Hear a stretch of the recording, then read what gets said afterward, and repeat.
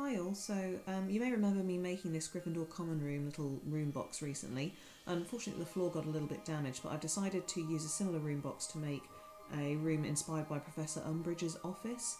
I just came back from watching The Cursed Child and it reminded me how much I really like her aesthetic, all the kind of cat plates and pink and frilly stuff. So I bought myself a few pieces from one of the dollhouse suppliers. I've got this really cute bed which I don't end up using. I want to use that in the future. You can see the paper plates in the background that are going to become the cat plates, and then I've got a few other little bits and pieces too because unfortunately they were closing down. So there's this little cauldron which I used also in the Gryffindor common room, a tiny radiator, and also a little broomstick which is just the same as this one, only that one's been distressed with acrylic paint. I also got some floor and wall papers, but I don't actually end up using these, so another one for a future project. And I ended up actually just printing out the wall that I wanted from the internet. I got a couple more of these candlesticks because, like I say, they were going out of business unfortunately, so I did get a few more of those. And I also tried this time to get an ember, so it's just a red LED and a little coal piece which I'm going to put on her coffee table. On top of that I ordered this, which I won't be using here. It's a kit to make a little tiny leather seat, and I think if I do a Gryffindor common room I'll be using that then. So this is the kit that I ordered, and it's just a basic one. You could pretty much use anything. I just wanted it for the bookcase, which you'll see later on. So this is what it looks like if you were to follow their instructions. And then the first thing to do is to work out which way around the walls were meant to go and actually get some glue that I could use to put it together. So I just used PVA glue to put down the floors and the ceilings, not ceilings, sorry, the walls. I forgot to really thin this down and make it as thin a layer as possible, so unfortunately you'll be able to see later on that the floor and walls do kind of ripple unfortunately, but it doesn't matter too much because they're covered with stuff anyway. Here's the white brick that I just printed out. I think I found it on Instagram or Pinterest in the end. Cut that out and stick that on and just print it straight from my phone to my printer. So you can see there it's starting to get a little bit kind of frilly and ruched already, but like I say, I don't mind too much because I'm going to cover the walls with something else. You can see on the background there's a little hole where you're meant to actually put the LEDs through, but I'm going to ignore that because I'm doing my own version of things. So you're going to need super glue from this point on, and that's to mainly start constructing the furniture and start attaching the walls together. Make sure you're working, if you're using a desk, make sure you're working on a piece of paper. So these are all the pieces for the bookcase, which you can see is a very fetching shade of green. I don't actually mind the green too much. The easiest thing to do with this is just to actually construct it back to front and use the bit of paper that I've got it resting on there as a place to line up the shelves with. But this is a really nice little easy to put together piece of kit. My intention, however, wasn't to keep the green, it was to use this chalk paint, which is real chalk paint for furniture, and to just paint the whole thing white, just to keep the aesthetic a little bit more. I think the green would have been fine though, because you'll see I end up putting a lot of green into the rug. It did need a couple of coats, but here it is after one coat.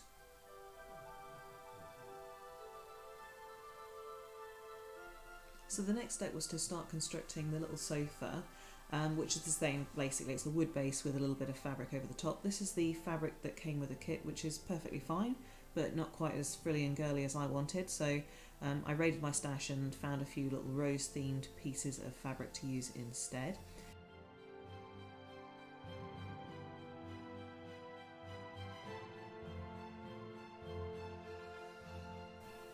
I decided to cut out the basic construction just because it depended so much on what kit you got, so now I'm just going to show you a few more of the Umbridge details. But here's the sofa when it's finished. It's really cute, and I made some little cushions for the back. You can see the back of it is hideous, but it doesn't matter because you're never going to be able to see that.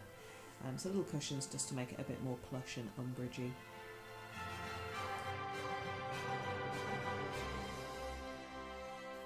And then this is the sketch for how I wanted everything to be laid out. So I'm going to put cat plates above the sofa and down the side of the window, and then put all the little bits and pieces around with the light and the ember onto the coffee table.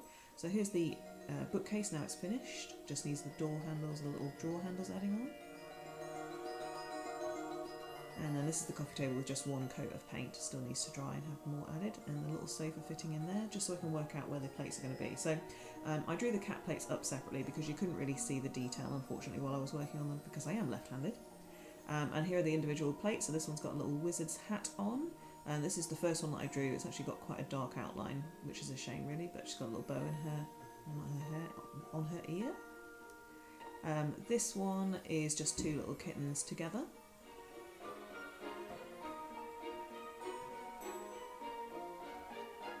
And then this is a little cat in a cauldron, so I got this idea from a genuine picture of Umbridge's plates. And then the final one is just a little basic cat, but with some flowers around it. That one looks like my cat Hetty. Oh, and there's the one with the wizard's hat again, because I clearly can't count. I also made up this little tiny teacup, which was made entirely from paper using the kit. It was very, very fiddly, I don't recommend. And then this little kind of jar, which I'm going to put on the shelf later. So the next thing was to decide what view was going to come from the window, and I decided to print this view of Hogwarts, again just straight to my normal printer on normal A4 paper. And I also printed out a quick rug design just so that I had something to work on. So that was the view that I wanted to use, and I just kind of drew around the outline and cut out the view from the window as it was. And I did notice while I was doing this that there's actually a little tiny hippogriff on the image that I'd chosen to cut out. I had no idea it was there until afterwards. Bit of PVA glue on the frame just to stick the image in, and then PVA on the back of the image just to stick it to the wall as well.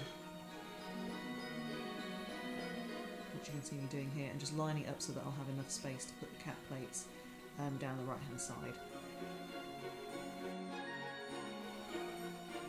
And here they are going on. They were actually quite fiddly to get in. It'd be much easier if I'd waited for everything to dry and taken the furniture out, but I couldn't be bothered to wait. And here's the two going in over the sofa. They are obviously a lot bigger than the sofa. They should be much smaller, but I couldn't really be fussy about the size of the plates. So the next step was to get my drill out and actually start to put some of the electrics into place. So I decided where I was going to put the ember and also the candlestick, just based on where the other furniture was, and then drilled a hole carefully, avoiding all my fingers and everything through the holes. And then the lights actually come with a little tiny plug, but you have to snip that off to get it through the wall, and to use the battery pack that's provided in the kit. So I just fed the wire through the wall like so, and then stripped back some of the white plastic that's on the outside of the wire, just so I could start to wrap the wires around the battery wiring as well. In theory you could use a soldering iron, of course, to hold the wires together, and the same thing from the Ember LED here, but I don't have a soldering iron and it seems like a daft thing to buy just for doing this little electric project. So here's the battery pack and the LEDs that come with the kit. And like I say, all I do is wrap the wires around each other and kind of run my fingers over them until they are knotted together and they're not going to come apart. It's a very low voltage, so it's not like it's something that would electric shock you. So I'm not so worried about the fact that they're bare wires here. So the next step, I wanted to make a rug just to cover the ruched flooring from the PVA earlier, so I just cut out an oval from wool felt, and then I used my Copic markers to start to put together a floral design kind of based on my imagination and a few of the designs I printed out earlier. So I started by drawing a scalped edge in a very pale Copic marker, and then going back over it once I was pretty happy with the placement. And I just added in little dots to represent flowers and started to draw some roses in the centre. Added lots of little layers of pink just to make it a bit more interesting to look at. Added some leaves as well, and then just faded it all in with a nice beige. So I think that's a nice little piece, and it makes it feel a lot more Umbridge-y and personal. And then I also took this, which is from the kit, little bits of flowers and a little bead, which I'm using here as a vase, and just PVA glued some of those flowers inside to make a little vase for her coffee table. And then this, I think, is supposed to be part of the light fitting, but obviously there's no electric lights in Hogwarts. So instead of having it as a light fitting coming out of the wall, I decided to turn it upside down, put a blob of glue in it, and just pour in some of these little purple beads to make it, again, a little feature just for her bookcase. So here I am putting the bookcase together with some of the books from the kit itself. I have printed out Harry Potter ones before as well. And then the door handles just need adding on with PVA, they're just little gold beads. So put everything together, and I hope you like some of the close-up shots that I'm about to show you. I decided to put the broomstick in there like she'd confiscated it from a student. So if you've enjoyed watching me put this room box together, please let me know, like and subscribe, because I would like to make more in the future, if I'm honest, and I haven't really decided what room to do next, so let me know in the comments below, and thank you for watching.